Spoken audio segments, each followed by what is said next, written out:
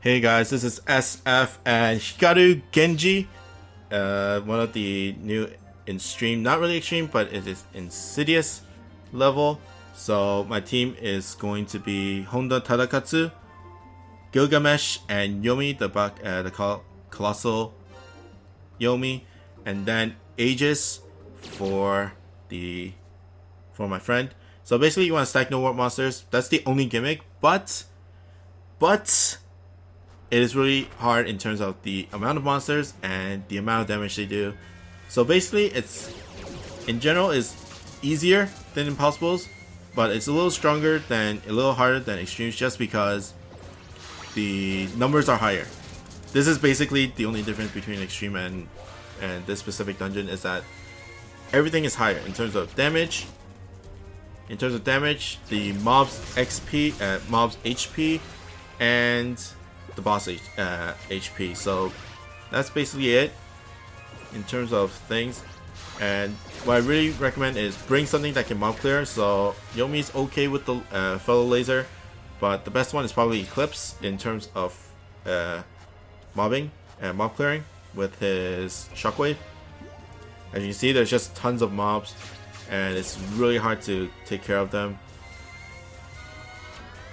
I don't really recommend Loki. You can probably make it work, but why I don't really like Loki is just that you cannot really waste a turn. So when it's Loki's turn, you have to rely on warps, and that is really annoying. And what Hikaru Genji really does in terms of attacks is that he will raise the attack of one of the mobs, and then that mob's attack will be a lot stronger for the next attack they do. So the attack up is on the top right star, but since nobody's in range, it doesn't do anything. Well, not that much. I think normally it's like 5k, and then like when it's powered up, there's like 10k per monster, so it's like really strong if you get hit. And if you leave them up for too long, then you just take in a lot of damage because they cover the whole map. You can't really escape it. The only way you can escape it is by defeating it. So that's how that works. The ladies will shoot a close spread or short spread, and then an EX laser on the bottom right. And right now Honda is in the worst spot ever because he was in range of the lady, but since I defeat the lady, I don't have to take in that much damage. And Hikaru Genji also does that bomb, the gigantifying bomb. It doesn't really increase in power for the longer it goes, but the bigger it gets, the bigger the explosion. So if the bigger the explosion, then it does more damage.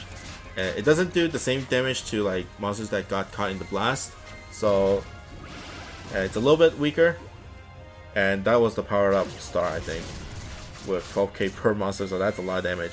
Good thing there are hearts. If this was a no heart dungeon, then it would be like really hard because you really need all the HP that you can get. And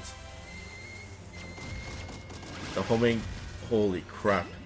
But that was the powered up EX laser that took like 20k off the bat.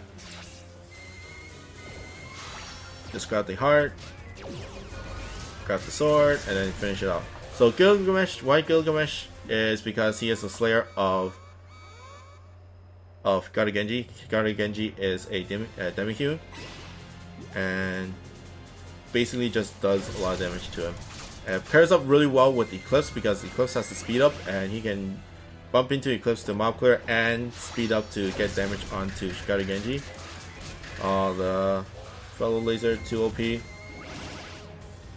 Okay. Nice. Next is Yomi, so I just go in. There are pinch spots. You can get a pinch in those corners, and most of it is near the legs of Hikaru Genji. So that's one place you can aim for, because Genji's HP is a lot. I think it's like 6 million or something for the last boss stage. So, and you can't really rely on, well, I guess you can rely on strike shots, but there's not many good strike shots in the game that can take down 6 million.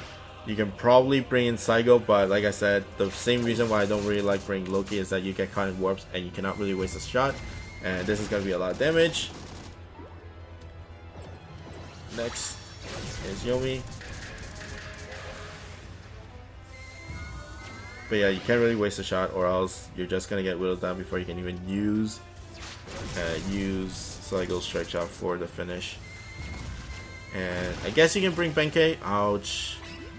You can bring Benkei. That's a good monster, and I was low in health, so I kind of strike shot it. Although later I found out his next attack was his power up, so I didn't really need the strike shot because I do have the heart, and then I can just take down Genji with like either a better with like Honda's strike shot, because that's a little less important. Aegis is more powerful because you can actually get a pinch, and that'll do a lot of damage. But either way, better safe than sorry.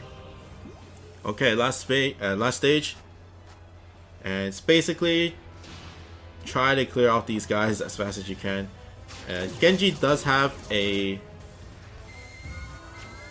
rumble attack, like when you take too long, and then it does like a super crazy attack. And this is just me trying to go ham and go for pinches. Although you shouldn't really do that. That laser though, and I just strike shot. Nobody's gonna attack next turn, that's why I kind of strike shot and see how it goes. And then next is Yomi, Meteor, Poison Meteor, relatively strong in terms of the meteor damage. Boom. And almost there. Almost there. That was a little scary though. That was a little scary. But anyways, I could have grabbed the heart when it was Honda's turn to make it a little bit safer, but I know I just went a little bit ham there. But the rumble attack from Genji is a poison meteor. It's not one hit KO, so you don't have to worry about it that much. So as long as you have high HP, then you should be able to tank it. But that's pretty much it for me. I hope you guys like and subscribe, and I'll see you guys next time. Bye.